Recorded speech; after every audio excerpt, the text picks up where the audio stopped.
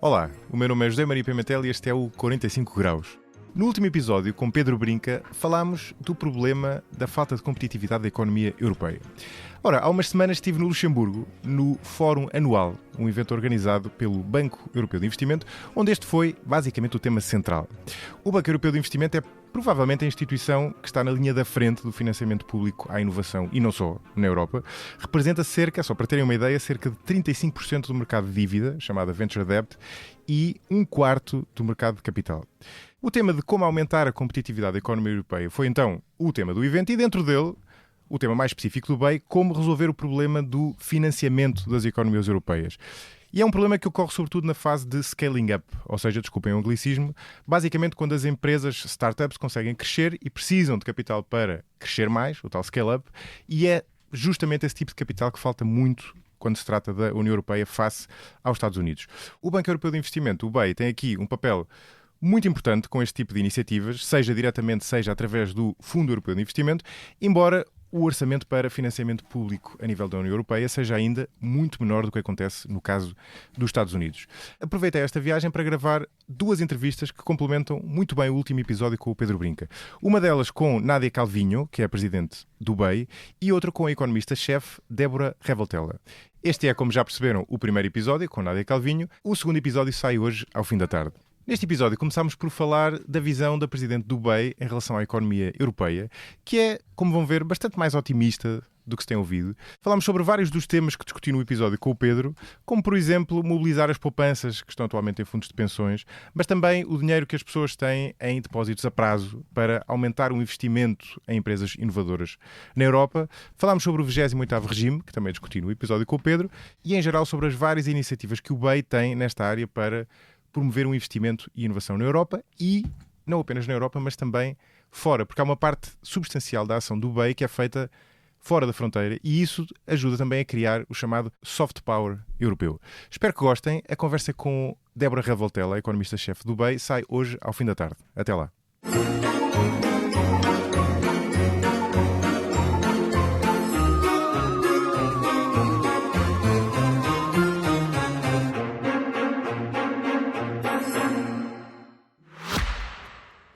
O café do teu hotel é incrível. É Nespresso. Já conheces os planos soluções-chave na mão? Não, o que inclui? Escolhes a máquina e o café. O resto tratam eles. Entregas, reciclagem, assistência técnica.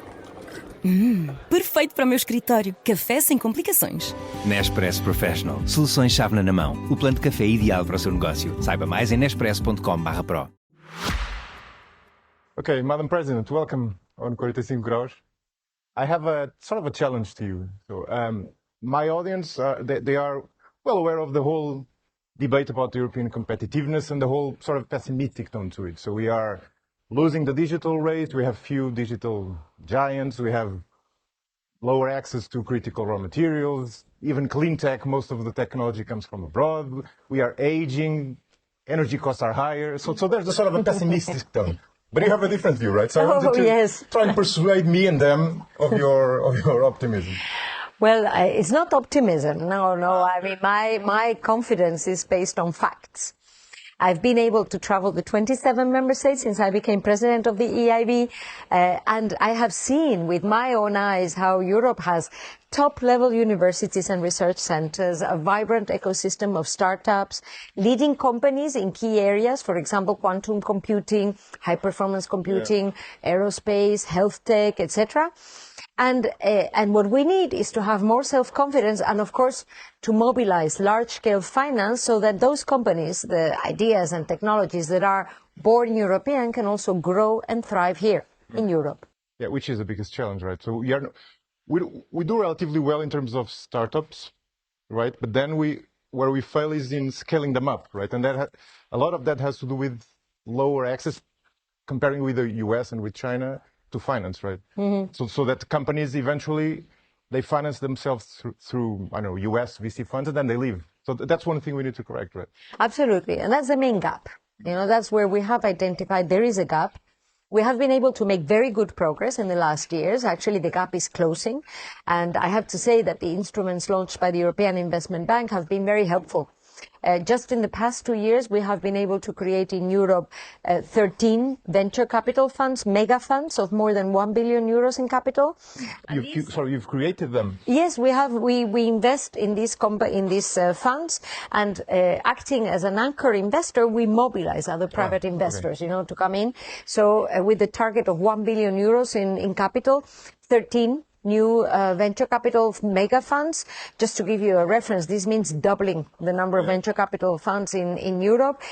And we have been able to nurture 11 unicorns in Europe in only 2 years. So now what we are working on is how to scale these instruments up and how to have new instruments that can scale up and mobilize large scale finance with bringing in those investors that have deep pockets, lots of savings, for example, insurance companies and private pension funds. Yeah, in the panel this morning, which was great, by the way, the representative from, I think, the German insurance group or the insurance union, whatever. But he made an interesting point. He said that, okay, we should tackle insurance, but that's not probably where the main source of funding will come from. That's from pension funds, right? Because insurance, they are highly regulated. They have to keep a certain amount of capital, a certain amount of liquidity. So they are not really the best to invest in these long-term, inherently risky projects. That should be the pension funds. And they are not doing it, right, in comparison with what happens in the US, where pension funds routinely invest in high-risk projects,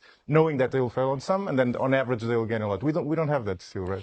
Well, I think that, there's no magic wand to mobilize these savings into productive investments in the EU. We need to have regulatory changes, also incentives. Yeah. But just a little change in their investment portfolio, where they would have a very low share into venture capital, would already make a big difference in Europe, because they do have large trillions of savings, that can be mobilized. I think that if we are serious about it, creating an internal market, maybe with the 28th regime, incentives, and also channeling those savings through existing instruments, and that's the role of the European Investment Bank, then we will be successful, in mobilizing and closing this financing gap. Yeah, you made an interesting point there, that even if you increase just a little bit the relative share of these investments in pension funds, in absolute terms, that's a big shift. Absolutely. Yeah, but the European economy is a very big economy. It's comparable to the US economy if you take power purchase parity, and then it's comparable to China in nominal terms, So sometimes others see what we don't, and the rest of the world considers us to be a superpower, not to speak about we're the best place to live, Yeah, of course. That's why people want to come here. Right? Absolutely. Democratic values is something we shouldn't take for granted. We have to fight for them each and every day. And there is a lineup of countries that want to join the European Union as a space of peace, prosperity, and also democratic values. Let me go back to the funding issue, because so we've established that we are sort of okay on startups. The hard part is scaling them up. The EIB is doing its parts. We're trying to capture funding from pension funds. There's also the savings and investment initiative, right? How complementary do you see that with what you guys are doing? Because what you're doing is sort of supplying public money. That initiative is to try and unlock private money that a lot of people just have. This is the case in Portugal too, but actually it's a European phenomenon. They have it in bank accounts basically, or public debt, but they're not investing in it. There are some countries, for example, Sweden, the Netherlands, where there is much more of a culture of retail investors. And actually this is due to measures that were taken decades ago, when there was this perception that citizens needed to benefit from capitalism. So they wanted normal families to become capitalists and benefit from these investments. So we have to also be inspired by those models. But as I said a moment ago, you need to have top-down actions, legislative changes at European and national level. But we're trying to act bottom-up from the European Investment Bank, and in particular our subsidiary, the European Investment Fund, so that we can create these instruments that may de-risk investments, channel large-scale funds, and scale up the positive impact that we're already having on the European market. Just to give you a sense of proportion, the European Investment Bank represents 30% of venture debt in 2025 in Europe, and around 25% of venture capital in Europe. So that's a big lever, that we need to scale up so that we can even have an even more important impact. Yeah. I would actually say that ideally that ratio could even decrease, which would mean that the denominator would increase, right? Absolutely. That would be good. Yeah, no, our objective at the end of the day is that we're no longer necessary exactly. as a catalyzer for private investment. Yeah, there you go. And we also need to boost capital markets, which the Capital Markets Union initiative has been going on for what, 15 years, I think. 15 years. I worked on it when I was working in the European Commission, then as a minister in Spain.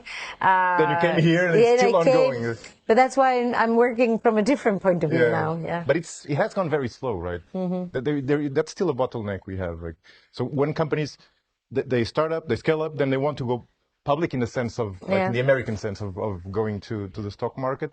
Usually they found that there's not enough liquidity, and they end up going in that phase again overseas to the US.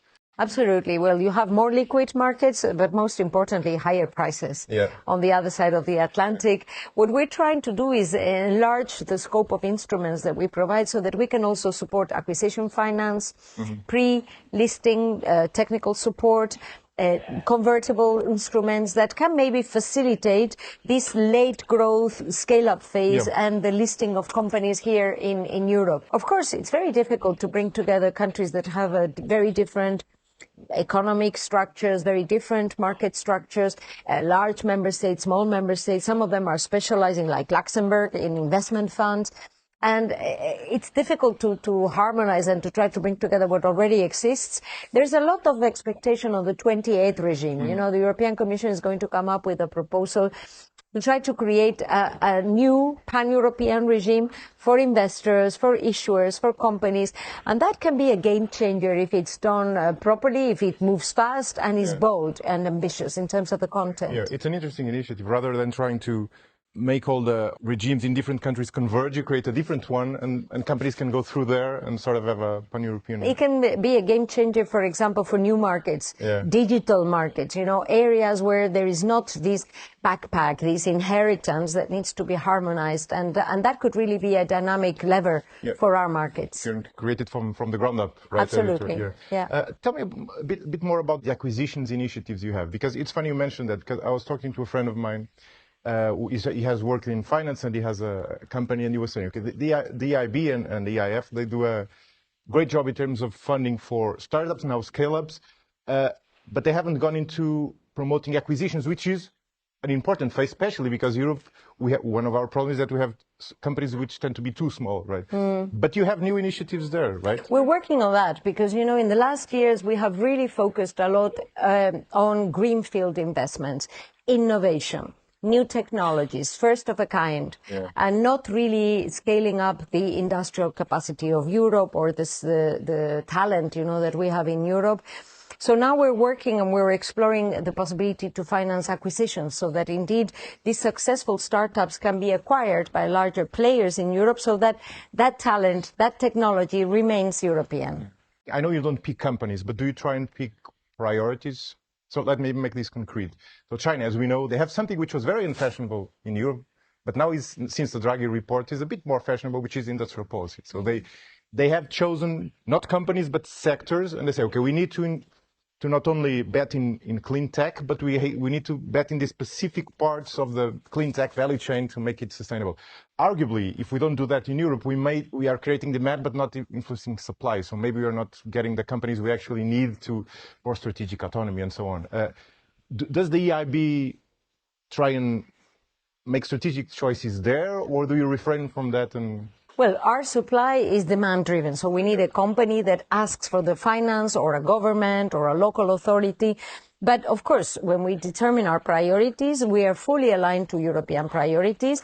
And last year, we got unanimous support, you know, from our shareholders on what was the roadmap. Our first top priority is climate, supporting the green transition, making it a European success. Secondly, technological innovation. Thirdly, security and defense. And then we have also agriculture, social infrastructure, schools, hospitals, housing. All these areas are our priorities, as well as win-win partnerships around the world. What we then do is decline it and transform these into concrete projects. And indeed, we have a very important role in key strategic sectors, whether it is aerospace or drone manufacturing in security and defense. or new technologies, new green fuels, energy efficiency for SMEs when it comes to the green transition, making a difference on the ground. And that explains why the EIB group is actually financing 50% of the energy grids in Europe, 1 out of 5 solar plants, 1 out of 3 onshore wind plants, the majority of offshore wind, most projects that have to do with car batteries, for example, new fuels, innovative decarbonization of heavy industry. These are key areas for our future where the EIB is playing a very important role. But let's say, so sorry to push up on this, but one problem with which a lot of people talk about is that we are consuming increasing number of solar panels because of their decarbonization. That's a good thing, but most of them actually come from China. They are manufactured there. So this is a key strategic autonomy priority, which has been recognized by most anyone, and including the European Commission. Do we try and like actively steer investment towards this part of the industry, or you trust that just through market mechanisms it will get there? Well, there is an evolving situation, and more we're focusing on the strategic autonomy and economic security of Europe. We have a very clear strategic approach in trying to support, for example, producers of solar inverters. These are the brains of the solar panels in Europe. There is a capacity. We want to scale it up so that we can become more independent, Likewise, the growing conflict in the Middle East is showing that we need to accelerate on our strategic autonomy in the area of energy more generally, as well as security and defense. And so we're trying to scale up and complement other initiatives, making sure that we are going in the direction of European priorities. Yeah. You mentioned Middle East, and there's another thing I wanted to ask you about, which is, if this figure is correct, 10% of your funding goes actually outside Europe, right? Yes. And a lot of people, maybe some of those who are seeing us or listening to us, might think, okay, there's actually, that's not a good thing. We should prioritize European investment in Europe. And of course, there's an argument for that. But I also think that there's an argument that by doing that, we are creating soft power for Europe, which was relevant in the past. And it's actually more relevant today because that space is less crowded than it was, right? Well, absolutely. And, we devote 10% of our finance, which was like 9 billion euros last year, to financing outside the EU. We're the largest multilateral development bank in the world. We're partnering with the World Bank, the African Development Bank, and we are trying to make a difference with win-win partnerships, that benefit the country that receives the finance, but also European companies that have then greater opportunities around the world. And more generally, we contribute to peace, prosperity, stability, in particular in our neighborhood. So it's a matter of security for Europe too. Our top priority right now is Ukraine, and then supporting the enlargement, so the Western Balkan region, our southern neighborhood, in the African region, sub-Saharan Africa, and then Latin America and Asia. And in all these areas where we're trying to promote these opportunities for Europe, but also development and strong political partnerships with the rest of the world. And that is our priority, as you rightly say, that is more important than ever in this new geopolitical context. Yeah. And how do you choose those investments then? Well, as I said a moment ago, we're demand driven, so those countries or those companies need to ask for our financial support. But of course, we also work very closely with other multilateral institutions, choosing country platforms, and we play a very important role in the area of water, clean transport, clean energy, connectivity, for example, in Central America, support to key infrastructures, for example, in Brazil, partnerships to support communities in the Amazon region. We have a quite strategic approach also that responds to the interest of the country, but also the European interest. And more, this also means being active in the area of critical raw materials. Just to give you an example, I was going to ask about that. An area where we were not so active before and where we are really building strong partnerships that can ensure supply chains for European industries. That's interesting, yeah. Of course, there's only so much that the EIB can do, given your remit. So you cannot go beyond your remit, which is specific within the European institutions. And there's part of it which is within the member states. I don't know, maybe someone from the Portuguese government will listen to this. So do you have a message for the member states saying, okay, you guys need to step up your game too. You need to do something you're not doing to help us out, right? Because we are doing our part, but that's only so much we can do. Well, I feel very supported by the member states. You know, the 27 member states are our shareholders, and I feel very supported by our governors, that's the finance ministers of the 27 member states. But I'm very glad you mentioned Portugal, because we're celebrating the 40th anniversary of the accession of Portugal to the EU. But let me tell you, when Portugal joined the European communities, the EIB was already there. Because we're celebrating the 50th anniversary of the EIB in Portugal. And right now we're financing key infrastructures like the Lisbon-Porto high-speed train, social housing, responding to the needs of younger families and persons in Portugal. And we have a very close strategic partnership with the Portuguese government. So I think that it is a good testament and a good illustration of how when we join our forces, we are unstoppable. And we can finish with this positive message also about the strength of Europe. If we stay together, if we act united with ambition and determination, we are unstoppable. You're a very experienced interviewer. I can tell you finished the interviews yourself. Thank you very much, Madam President. It was a great pleasure. Thank you very much. I meant that's true. Fica por aqui a primeira parte. A segunda parte da nossa conversa sai já hoje ao fim da tarde. Até lá. Este episódio teve a sonoplastia de Hugo Oliveira.